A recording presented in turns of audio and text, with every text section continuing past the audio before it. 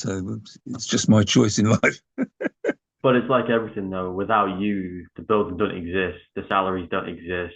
You know, the Yeah, push yeah, for the circus doesn't exist. So without what yeah. you did, you know, Well, that's the way I like to see it. But as I say, I'm still out here poor. but you're rich in what you did. So Well, yeah, and funnily enough, in the last week, I've read two books which I appear in. One is David Barclay's autobiography oh about well, his yeah, life as a puppeteer, and I pop up in there, of course. But that's because I saw him last week in LA, and he's given me a copy of the book. So lovely that his name dropped me in it. And yesterday, I got a book called Circus Rebels, which somebody's written about the little circus that I was involved in, oh well. who are now a big circus. But Yeah, he's written a history of them, and again, I get a name drop. So um, yeah, just this week, yeah, I found I'm acknowledged as a puppeteer and as a circus person. yeah. But it makes up for the like, not makes up, but it makes you realize, you know, you've been going at this for nearly 60 years Yeah, yeah. from when you Well, started. yeah, yeah, something like that. So like, you know, you go, oh right, okay. I did you know, film. You recognized in multiple projects. Yeah, Circus, you know, you set up something that's lasted 30, 40 years. So yeah. I suppose it means a lot to you when you can look back and the stuff you've done and you have achieved a lot. You know, you Well, yeah. I mean, I suppose being in a book isn't good because that shows that you're history now. that's true. In 100 years, people worried about you. Well, and I got out of showbiz at the millennium, around about the year 2000. I was in my 50s by then and getting a bit old for circus work because it's really hard work. Hmm. Putting tents up and down and putting seating up and down and Yeah. going to town once a week. It's hard graft. Kept me fit, but Oh, of course. But it weighs on your body, I yeah, suppose. yeah, and just stuff happened. There was a year when the Arts Council didn't fund them, so they didn't tour, and suddenly I'm not living in London anymore. I'm living in Cardiff with the circus, and um, no savings or anything like that. Yeah. So I needed a little job because the thing is about the dole and all that. If you count yourself as self-employed, they don't think you need unemployment because it's your problem. Yeah. If you're self-employed. It's Yeah. not like having a job or not having a job. I remember I went to see them and said to say, can I, is there any money I can get just to tide me over this gap? And they went, how much did you earn last year? And then they divided by this.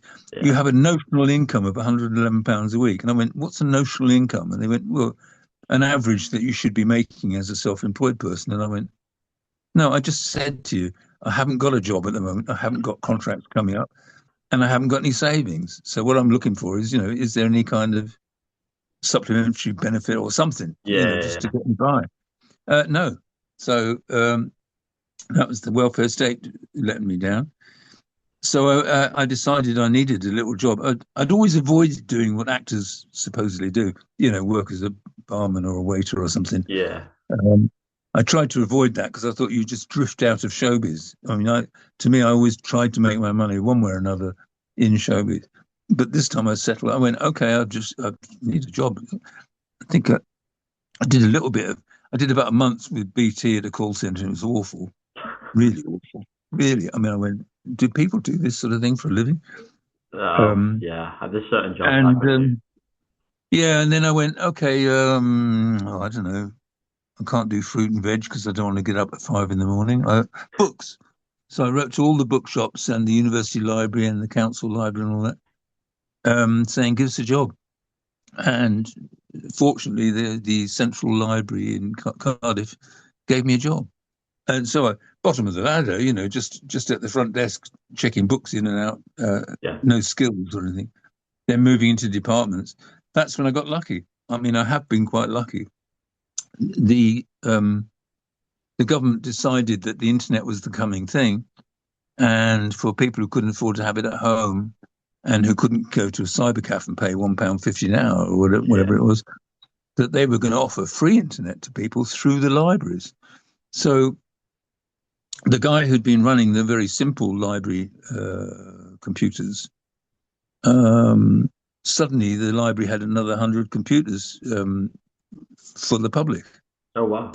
And he went, well, I need someone else. He'd done it on his own up till then, but he went, I need someone else to help me not only service, maintain them, but Yeah. teach the staff, teach the public, and all that. And I put my hand up as a fast learner, as I've always been willing to learn new stuff, Yeah. Yeah. and I'm fairly smart. And I found myself in the server room working with this guy, starting with DOS and then going into Windows 98, probably, maybe. Anyway, slowly through Windows 7 eventually.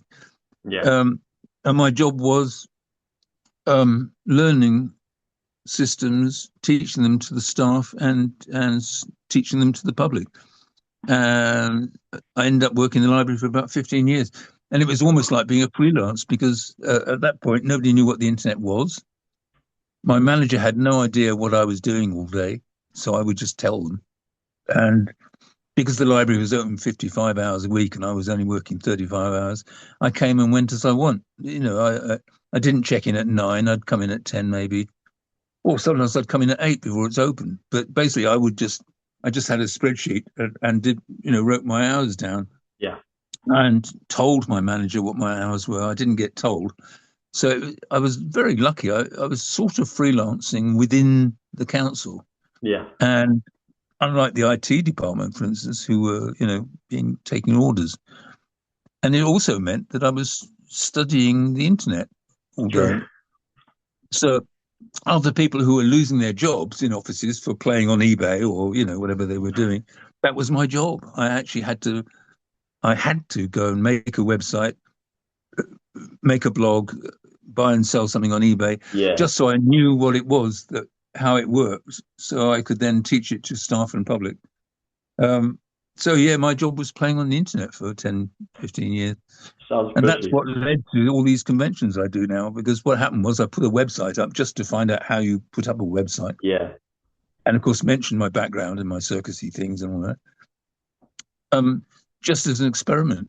And suddenly I get a message from somewhere, maybe Sweden or somewhere. Somebody emailed me and said, I've just seen your thing on there. Would you do an interview with me? So I did an email interview about my film work. Um, and then, of course, people were reading that online. And then someone contacted me and said, did you know that there are conventions out there where people want to meet the actors and stuff? At that point, they were just, the main half dozen actors. But slowly but surely, of course, people, completists, were looking for the other people involved in these films. Yeah. I mean, nowadays, any spear carrier, any stormtrooper can go out there and sign their autograph. But I'm in kind of middle ranking. I think round about 2002, I went to my first convention with some not very good photos and found that, 100 people wanted an autograph. So, oh, wow. Wow. Yeah. And since then, I don't do lots. I mean, some of the actors just do it like a job. I'm partly too busy and I've got 3 dogs and my partner doesn't want me away all the time. And, Yeah. you know, so, but I do 3 or 4 a year, maybe. This year, for instance, I did one in England, in Newark. Last week I did one in Los Angeles. Next month I'm going to Denmark, Wow. and in June I'm going to Poland. So they're just 1 or 2 days. I mean, people fly me somewhere, they put me up in a hotel, I sign some autographs, I meet people, I have a drink, I get on the plane and come home. And Good. it means that the little adventurous bit of me that was the street performer in the first place still gets to go to different countries Yeah. and still is still getting spin-off perks from the film work, which is nice. That's true. And when you go to these conventions, like Yeah. what the interactions like? How does it feel when people come up to you and see you? How does that feel? Well, it's a funny thing because mostly it's Star Wars, but recently we've been getting more people from Dark Crystal and Labyrinth. There's been 2 conventions, specifically Dark Crystal ones, All right. and I think there's been 2 Labyrinth ones. I only did one of them, But they are specific people with a they're a fan club of that particular Yeah. movie. And likewise, of course, with Star Wars. Um, but there are also general science fiction conventions. So we meet the people from Red Dwarf and Star Trek and all that. And there are even very general kind of festivals and fairs where we go, and it's not just actors. I went to a wonderful collectors fair in Belgium, which is literally everything, secondhand furniture and old records and all sorts. And Wow. we were just one niche market there. So we don't always make lots of money. Sometimes I make money, sometimes I don't. But what I get is the fun and the adventure and the travel. Yeah. Um, it's certainly not kind of give up the day job money for me, because I know some of the big actors, make serious money. I mean, Oh, they yeah. charge an awful lot, and and they make an awful lot. But Yeah. no, I'm quite a small player like that. Like I said, a full jabber is 15 people if you really wanted. But Yeah. yeah, it's a perk, and uh, I like meeting. I like meeting people. It's kind of the street performer thing. I feel like I'm putting on a little show. I'm Yeah. behind a desk, but they're coming up and they want to meet somebody. They partly want to know how it happened backstage. They also want to know how you got into it. Yeah. Um, there's a lot of people in costume these days that arrive in costume.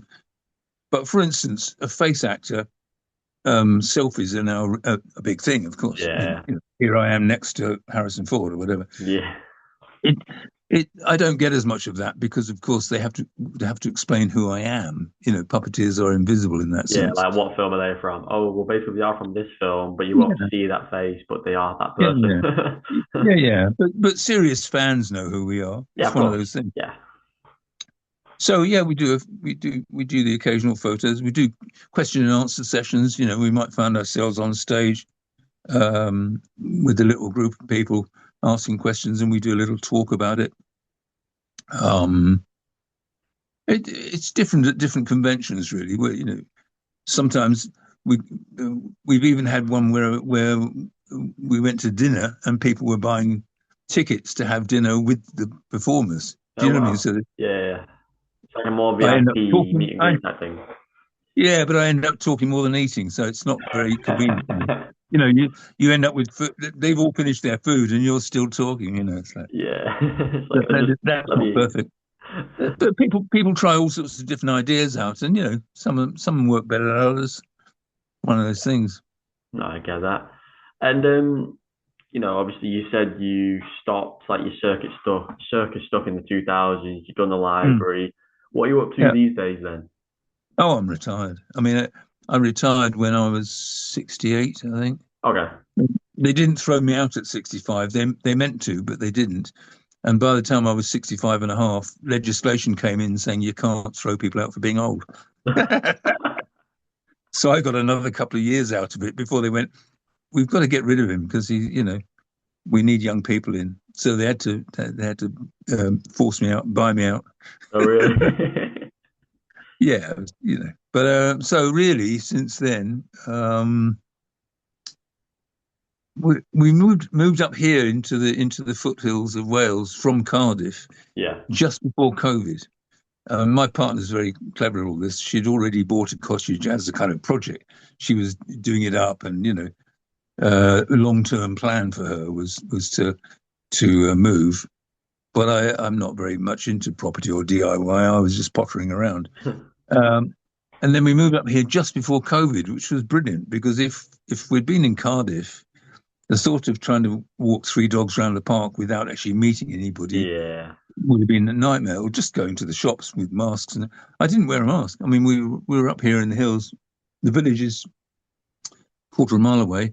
Um, I'm walking the dogs in the woods. Yeah. If It's I come perfect. across another dog walker, you just stay 6 or 10 feet apart. It was. Yeah. I went through COVID. I mean, I had all my jabs and all that, but I went through COVID hardly meeting anyone. I mean, I might see the postman occasionally, Yeah. um, That's good. and yeah, so it was kind of tranquil. On the other hand, all the conventions stopped as well, so I was living on a pension and getting a bit skint. Um, because COVID just killed all that. Yeah. Um, and it's just piecing together again now. The conventions are just, they're slowly building back up again. Yeah. Um, and I get to go away a few times. Mostly, I'm kind of retired, sitting here chopping wood, and I'm not a very good gardener. All my friends are telling me I'm supposed to write my book, but I wrote about half of it and gave up. It's out there, half finished. Just release it Uh, half finished. yeah, it's just as I Yeah. say, I just saw Dave, and he's already got his published, and he handed me a copy, and I'm going, damn, I must finish that. Yeah, I know what you mean. But yeah, I don't do very much. Um, and because I'm not in the city, I don't even, I don't go to cinemas or restaurants or anything. Yeah. Pretty much sit here and do online like we are now. Yeah. Oh shit! One of the dogs he's ready for his treats. Oh, He don't gets worry. fish, Yeah. he gets fish sticks and stuff. He's going to start shouting at me. That's fine. We're at the end now anyway, Toby. So, Okay. but yeah, thank you for your time today. And I do appreciate, you've given me an hour today and I do appreciate that. So thank you. Yeah, no worries.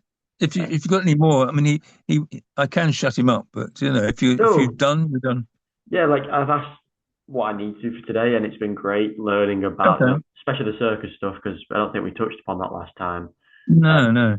but yeah, it's been really good. And, if I've got any more questions, I'll shoot you a text and we can do another one. Yeah, yeah. Just if there's any pickups you need, yeah, just let me know. No problem. Yeah, no, I appreciate your time as always. So, and I'll let you know when it Okay. goes live. And Oh, yeah, thank you. excellent. Take care, Cheers, Toby. mate. All the best. Bye. Bye bye.